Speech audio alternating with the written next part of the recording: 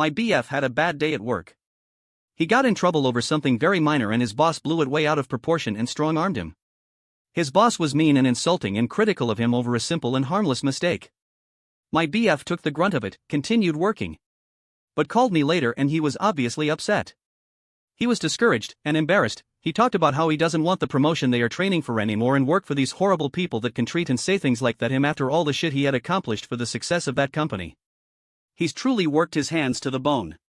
Other locations have 2 to 3 people doing the job that my BF does all by himself at his location, and yet his location made the most profit last year.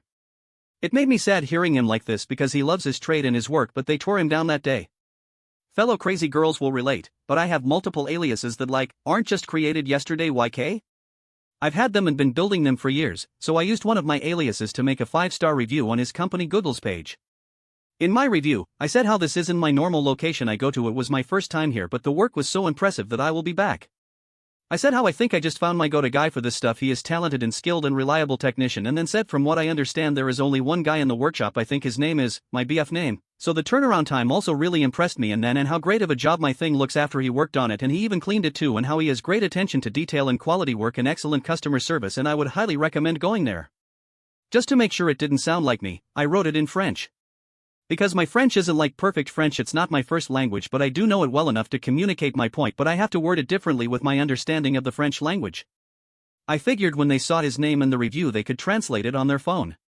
By the way, I'm in Canada, so French is our second official language, so it's not like nobody else will understand it or be able to translate it. Anyways, I was going to tell my BF I did that because my original intent was to his bosses to see how valuable worker he is.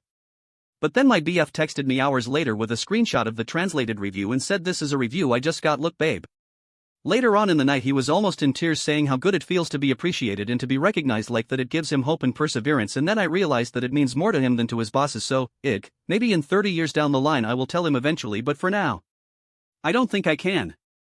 Subscribe for more.